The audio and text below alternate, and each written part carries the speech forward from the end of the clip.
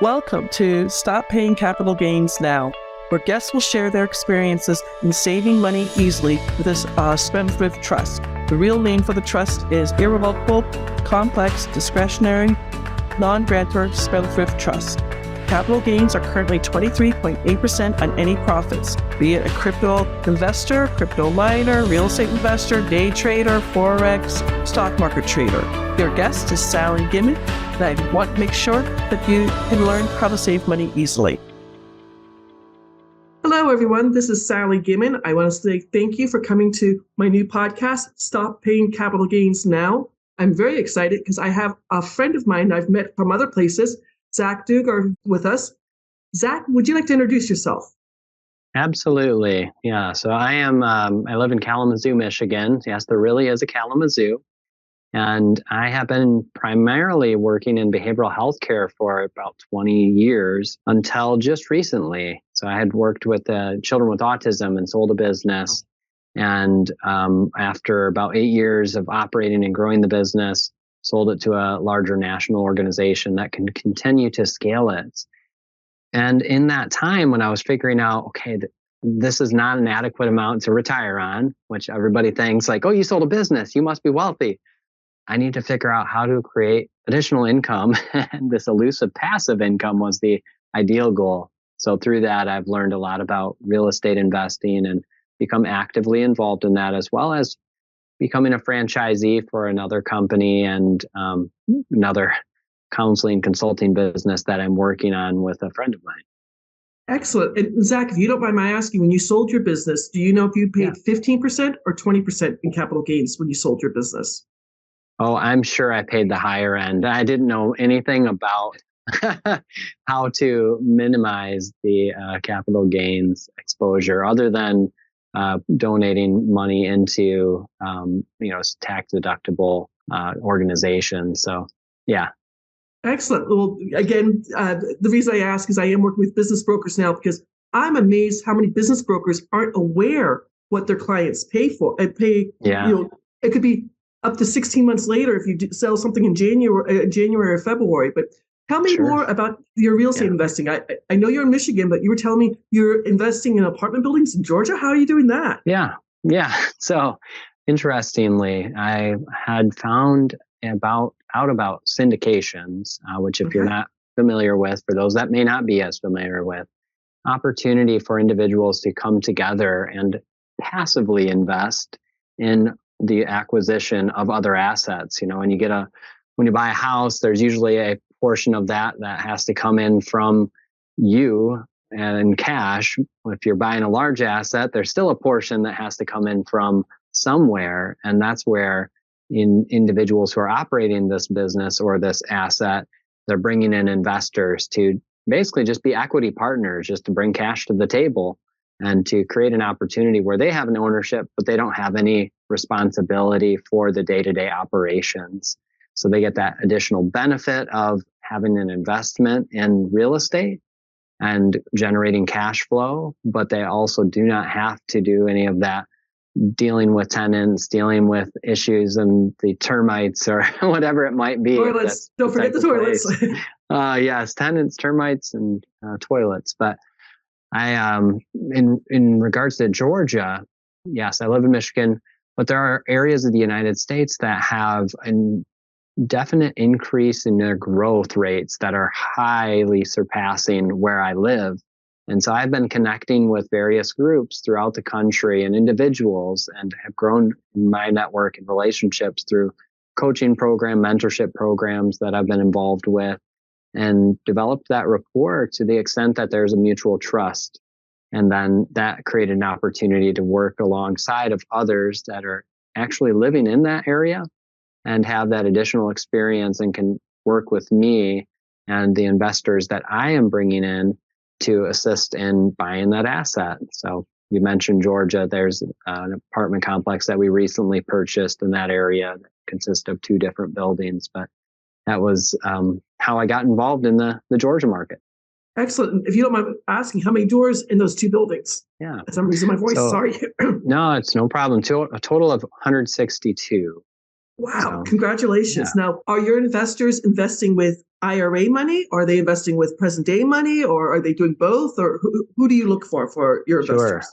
Yeah, I mean, really, we're receptive to anyone and that has different ways that they can invest. So there are some individuals that will invest with IRA money, self-directed IRA, but also those that just have a higher income that they have cash available, or maybe they've recently also sold a business, as in my situation, and have that ability to bring that cash to the table and are looking for alternatives to the stock market. Exactly. I got involved with real estate because I started self-directing, but I was Yeah. making such great money. You only can put so much into your Roth IRA every year. Mm-hmm. So things like that. But excellent. How difficult was it for you to go from, I have a cousin who's autistic. She's a Yeah. wonderful person, but he's got a schedule you have to stay right on top of. If something alters, Sure. she gets upset. So is it different going from working with people with autism to real estate investors? Are they very similar or different, or what do you think? I'd say definitely there's a lot of differences in working with the people that I had been working with versus those that I am now. I grew the business early on. I'm a clinician by education and training. And so I started off more in that role, but I quickly learned that I really enjoyed the administrative side and to help create opportunities to not just provide services, but also give access to other people to have an employment opportunity that they enjoyed and could come to and feel like they were making a difference. So the business experience translated very well into working with other people in a different area of business. So definitely there are differences for individuals on the autism spectrum, just like there are differences with all of us in our day-to-day walks of life and how we operate and think and act. But the business experience was what really transferred over in what I'm doing now. Excellent. My cousin Anita, she's now 22. She's living in an apartment with two other people with autism scale, and she loves the freedom. But my cousin can still know she's doing okay, if that makes sense. But how long? Correct. How long have you been in real estate? So personally, I had purchased a couple of commercial buildings for the business when I was working with children and families to have clinic space, because we had been leasing spaces. And I just got to that point where I thought, well, if this is longer term, why not look for a building that we could purchase and then lease that back to myself through another LLC? And so in 2018 is when we made that first acquisition. And then in 2021 is when we made our second purchase of another building for clinic space. And then we were leasing some other spaces as well as seeing families in home. But then after selling the business is when I started to get into it more personally through some hard money lending to people that were flipping houses and passive investing. I think at this point I'm in over 2,000 doors as a passive investor. And then also, thank you. I appreciate that. And in a variety of other assets, including lime trees, which came through a conversation with another person that was diversifying. And I made a decision that it made sense to me. Well, one of sounds funny. I learned to scuba dive when I was living in Phoenix. And one of my dive partners, he's doing, frankincense trees. Do you know the three things that were given to the wise men brought to baby Jesus? Yeah. Frankincense trees need the worst. He's up in Kingman, Arizona, planting trees, and it takes 12 years for these trees to produce, and he's got everything sold. And I'm like, I never thought of that. And I planted a frankincense tree in my parents' backyard when another tree got hit by lightning. But lime trees, do you, as a commercial or is it private? What do you do with your lime trees? Yeah, so that in particular came through a group called Farmfolio, but they have a location in Colombia that they had purchased access to. And so I have a small lot there. That's just a part of it. It's very passive for me on this end. So that's fairly a new operation there that they're doing.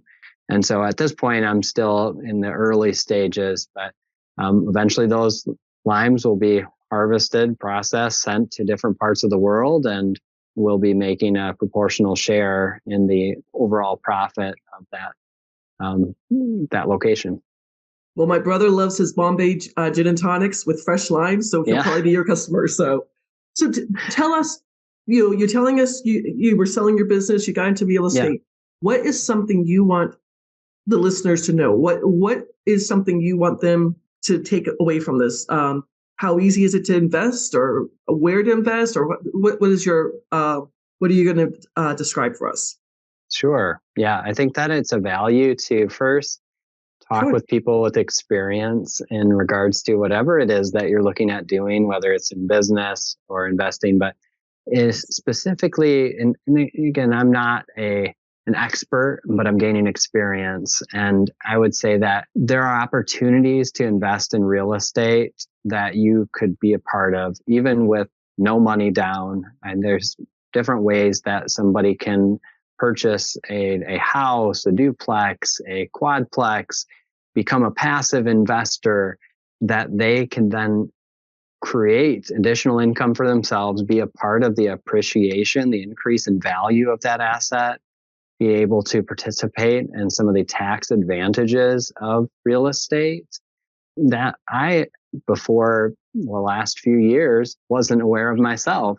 And I really want people to start to think about how they could make investing in real estate a part of their journey, and in any capacity that which works for them. It's not something that is going to work for everybody to be involved in the purchase of large multifamily assets. Frankly, some of those they're just outside of the scale for somebody to be involved in because of the minimum amount required to be able to invest in it. But that shouldn't put somebody off from considering being involved, and also to learn more about how they could do something like that in the future, because their circumstances change. They know somebody else whose circumstances have changed. They inherit some money and they don't know what else to do with it. Well, start getting educated now and be able to make an informed decision as time goes on. Exactly. Now, when you were selling your business and started getting into real estate, did you join a club? Did you go to Connected Investors? Yeah. What did you personally do? Yeah, so I first was searching the term passive income. How do I find that elusive passive income? And then I landed on podcasts. I landed on podcasts that were talking a lot about real estate specifically. And that's where I started to focus my attention. And I was listening to other people talk about how they were involved in real estate investment in various capacities. And similar to what I just described, some were flipping houses, and then some were on this end of buying larger industrial complexes or health complexes or multifamily. And I started to, as I listened, I started to cue in on these specific stories. So I then reached out to individuals who were on those shows and were kind enough to grant me a little bit of their time. And then I was able to connect with a few. One specifically said, hey, you got to get involved in a coaching program. If you really want to get more knowledge, more experience, check out some coaching programs that are out there. And they gave me a few specific ones to look at. And so I reached out, got connected, got involved in a coaching mentoring program, which immediately expanded my network. And as many people say, your network is reflective of your net worth. And, exactly. Because there's so much knowledge and experience and people that you can now call on that can accelerate your growth and opportunities in ways that you didn't know were even possible before. So that's what really got me started in the area of real estate, is just walking that path of passive income to podcasts to people to these larger networking groups and coaching programs that some were paid programs that I had to invest in, and then others were free programs and local real estate investor meetups that I got involved with and got connected with here in my area in which I live. Excellent. Well, that was for me too. The reason I moved to North Carolina is because my real estate group back in Arizona, I took down a property that I didn't know anything about upset bids that's just in North Carolina. And now I don't think I'm the expert here, but people contact me. I'm like, hey, you got to go to the courthouse. You have to do it in person. That's why I had to move. So excellent. Now, how much time do you think you put into your real estate investing per week? Are you very active, or you say you're passive? How much time do you put in? At this point, probably 3 to 5 hours per week is That's the beautiful. current effort that I'm engaged in. And then, as I mentioned, there's a few other different projects that I'm doing outside of specific real estate. I'm including a podcast that you had also been a guest on. So Yes, that's something that I'm also working on. Or I think actually we haven't recorded that episode yet, but we're going to. we were in the near supposed to. We future. haven't, but we will. We will. I promise you, because Yes. I'm finding it. I didn't even. I'm invested in a mom and former son cows. A friend of mine told me about, but lime juice. Limes are good. You need that for your Corona beer. You need it for your limes for everything. So yes, right. Yeah. So that was kind of my journey, and the timing as far as what I'm doing now with real estate. The local locations, the office locations, I do self-manage, and so I do spend some weeks a little more time with each of those depending on the needs that are there. Excellent. What is a takeaway you want the audience to know about? What do you want to tell them? Again, I'd repeat what I had said earlier, is that mentorship, training, working with people that have had the additional experience that you haven't had, I think is critical. My wife and I, early on in our investment journey, made a critical mistake of not doing that. We were listening to our peers only. And I had a contact with somebody who was much older and wiser and more experienced, but I chose to follow a peer, and we ended up investing in what turned out to be a Ponzi scheme. Oh, wow. And it resulted in us losing $60,000, which came through a settlement from a car accident. So it was like this money that normally wasn't there and available, that was significant, twice my annual salary at that time. That was just $60,000 is significant. Yes. Yes, gone. And so that really resulted in me being more mindful of who I was following, and also the need for additional mentorship. And it made me hesitant for a while too, to engage in similar opportunities. Well, maybe it made you hesitant, but it didn't stop you. That's the main thing. You're still doing things. I mean, now to be part of 2,000 doors, that's an amazing statistic. I mean, I keep hearing how other people do so much in real estate. I'm like, wow, I'm just a tiny little peg doing my own little thing, listening to how other people are doing this. If you don't mind my asking, if someone was to get involved with one of your syndications, what's the least amount of money could they start with? So on the syndication side, again, it would depend on the particular asset that's being purchased in the group. But generally, the minimums are $25,000 for the investment. But some they're 50, 75, or 100K. It just that's not unreasonable. Yeah. So it's still well within the reach. I know I've personally had someone present to me, and the minimum was 500K, and I said, not today, but hopefully in the future. As you said, just do something, learn something. I'm teaching a friend how we're door knocking, and literally we just wholesaled a house, and she made $20,000. She's like, it took us 3 weeks, but and she's just like, that was easy. I'm like, it's not that easy, but you're learning how to do this, and you'll get involved easily and quickly, and then become passive, keep putting more money into things, because there's so much out there. One statistic I love to say, if you look at the top 100 millionaires in the United States, maybe their not main income is real estate, but everyone has something in real estate, because there's so much money to be made and so much money that's needed for real estate to go forward. Absolutely. Right. And going back on what you just said, 3 weeks to make $20,000, it was amazing. That's still a pretty impressive number. Multiply that by 14 to get 52 weeks in the year. So now you take 14 times 20. If that were replicable in the same amount of time frame, that's well over $200,000. Exactly. Unfortunately, it was the mother had passed away. The children are living in Florida. They're like, and the house needed a lot of work. And she did a letter campaign and everything else. And I could, I shouldn't say this, I could string her neck right now, because she stopped doing the letter campaign. I'm like, no. oh, I showed you what to do. So exactly. And when her $20,000 runs out, she wants to quit her job.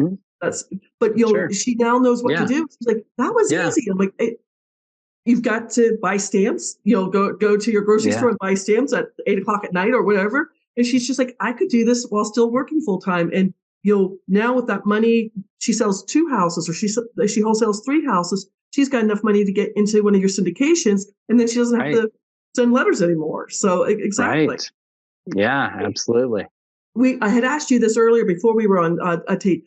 Are your investors being paid interest income, or are they being paid rental income? They're being paid based on the returns that we're receiving. So through the rent that we are receiving for the tenants on the location. So essentially it's like investing into a business, and then net operating income that is generated, the percentages go out to the investors, to the general partner, depending on the actual percentages of ownership. Exactly. And I'm making this about myself, excuse me. But with the Spendthrift Trust, it doesn't matter if it's interest income or rental income. Both are being taxed between 10% to 37%, 7 different layers. But what you're helping people grow their money, and I can help them keep their money at the same time together on that side. Yep. Excellent. Absolutely. Anything else you'd like to tell our audience right now? No, I think we covered the basics. I'd love to chat more if anyone has more specific questions, the topics that I've shared a little bit on, and also be glad to talk a little bit about my other journeys that I'm on. Do you know the Facebook group called Need a Guest? I am not familiar with that. That's literally what I was doing. It's run by Angel. I'm going to get her last name wrong. Tucci, Tuccie. Okay. But there's all sorts of people looking for guests there. When I get, we're on the, I forget which podcast group we went on, but there's several different podcasts always looking for guests. If you don't mind talking, there's so much to do out there. Yeah, absolutely. Okay. I will definitely take a look at that. Excellent. Well, I want to say thank you for coming to my podcast, Stop Paying Capital Gains Now. All of Zach's information will be in the notes, so you can reach out to him. And if you are listening to this, please like the podcast. It's new. We only have 20 episodes out there now. But have a beautiful day. And if I can help you save money and taxes, reach out to me too. Take care. Thank you. And thank you for having me. Thank you for listening to Stop Paying Capital Gains Now. You can find out more about this at thetrustisyou.com. Make sure you hit the subscribe button so you can get this and every other episode that comes out. We have lots of great stuff coming up, so make sure you hit the subscribe button so you don't miss out. Thank you in advance for all the reviews and comments. I really do appreciate it. And I look forward to serving you next week's episode. Take care. Have a beautiful week.